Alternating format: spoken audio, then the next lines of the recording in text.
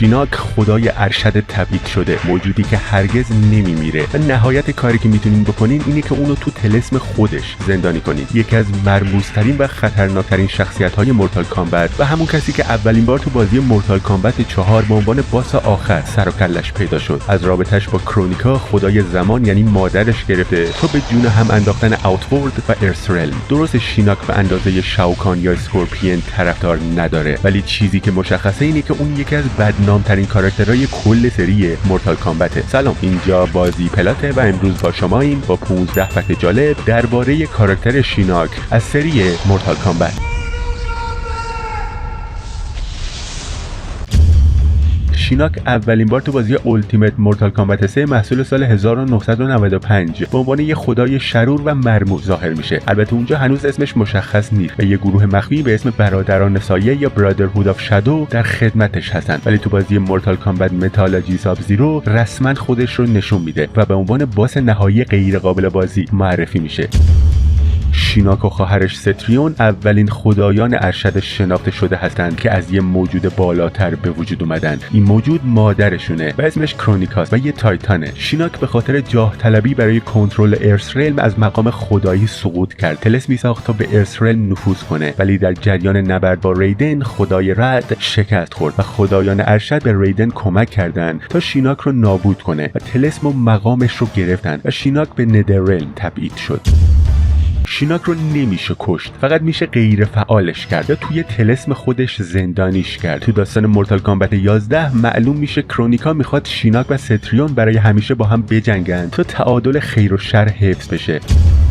شیناک تو پرولوگ مورتال کامبت 11 هم ظاهر میشه، جایی که توسط ریدن شکنجه میشه و سرش از تنش جدا میشه. جالبه که سر جدا شده ولی هنوز زنده شیناک وقتی تو استیج بون تمپل میجنگین تو پس زمینه دیده میشه. شیناک ارباب ندررلم خیلی باهوشه و با دستکاری افراد مختلف اتفاقات رو کنترل میکنه. مثلا شاوکان رو مجبور کرد ارثرلم و اوتورد رو به جون هم بندازه تا هر دو قلم رو ضعیف بشن و بتونه راحت‌تر بهشون حمله کنه.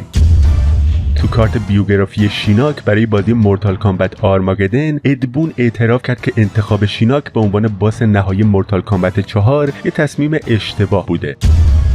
اسم شیناک هیچ ریشه‌ای تو اساطیر شناخته شده ی دنیا نداره، ولی اجزای تشکیل دهنده اسمش ممکنه از زبانهای واقعی گرفته شده باشن. بخش شین احتمالاً اشاره‌ای به کلمه ژاپنی شین که معنی خدا یا روح میده و تو واژه شینتو هم دیده میشه، دینی که به معنی راه خدایان ترجمه میشه. از اون طرف ناک خیلی احتمال داره که بازی با کلمه لاتین ناکس باشه، واژه‌ای که به انگلیسی شب ترجمه میشه، ولی میتونه معنی تاریکی یا به صورت استعاری حتی مرگ هم بده. همینطور به الهه رومی شب و همتای یونانیش نیکس هم اشاره داره.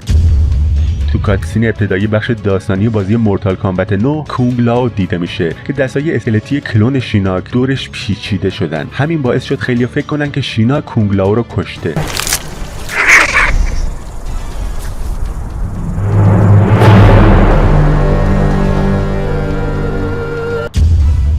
کاتسین پایانی بازی مورتال کامبت 9 مشخص میشه که دخالت کوانچی تو نقشه های شاوکان در واقع بخشی از یه نقشه پیچیده بوده برای اینکه شاوکان به شکست کشیده بشه و همه اینا به دستور شیناک انجام میشده، چون شیناک برای فرار از ندررلم و فتح همه قلمروها با ضعیف کردنشون برنامه ریزی کرده بود. تو بازی مورتال کامبت متالوجی ساب زیرو، کوانچی از ساب زیرو که در واقع نوب سایباته میخواد تا گردنبند واقعی شیناک رو از معبد شاولین در کوههای هیمالیا بدزده. ساب زیرو موفق به انجام این مأموریت میشه و گردنبند رو به کوانچی تحویل میده، اما کوانچی به جای دادن گردنبند واقعی به شیناک نسخه تقلبیشو بهش میده و نسخه اصلی رو برای خودش نگه میداره.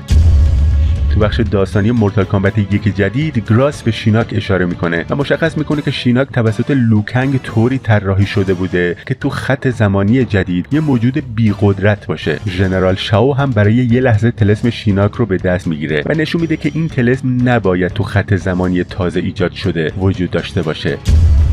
تو بازی مورتال کامبت 10 اگه 2 تا شیناک رو به عنوان مبارز انتخاب کنیم، شیناک دوم به اولی میگه نتونستی منو سر هرم بکشی. این جمله در واقع اشاره به پایان غیر رسمی یا نانکنن شیناک تو بازی مورتال کامبت آرماگدن که تو اون پایان شیناک یک کلون از خودش فرستاده بود تا کنار نیروهای تاریکی بجنگه و به دیگان کمک کنه، اما وقتی دیگان ناپدید میشه کلون شیناک به جای اون بلیز رو میکشه و به اندازه خود شیناک اصلی قدرتمند میشه. بعدش شیناک واقعی مجبور میشه با کلونش بجنگه تا سلطه کامل رو به دست بیاره.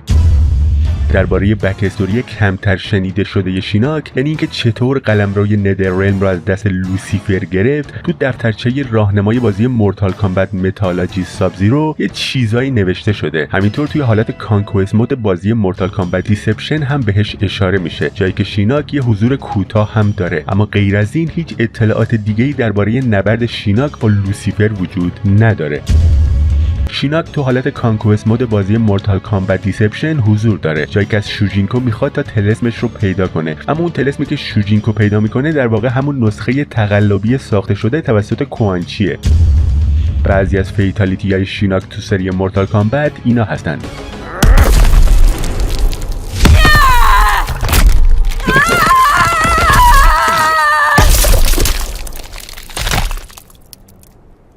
Shinnok wins.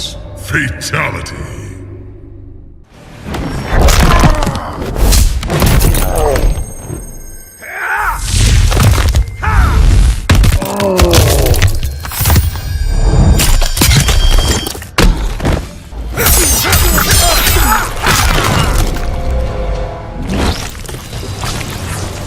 Brutality.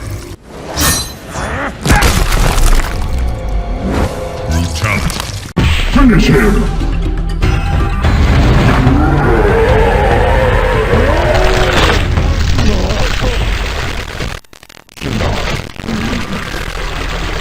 Brutality.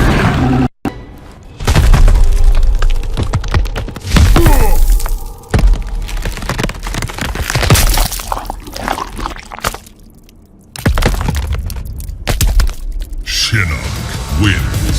Fatality. Finish him!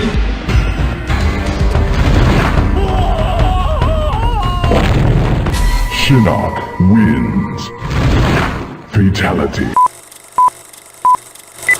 اگه اهل سری بازی های مورتال کامبت باشین، محال اسم سیندل به گوشتون نخورده باشه. همون ملکه ادنیایی با موهای نقره‌ای و جیغ‌های مرگبارش که میتونه حریفش رو از پا در بیاره.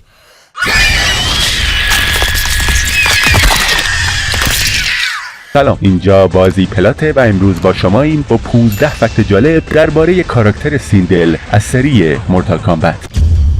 سیندل برای اولین بار تو بازی مورتال کامبت 3 به فرانچایز مورتال کامبت پا گذاشت. سیندل جزء اون شخصیت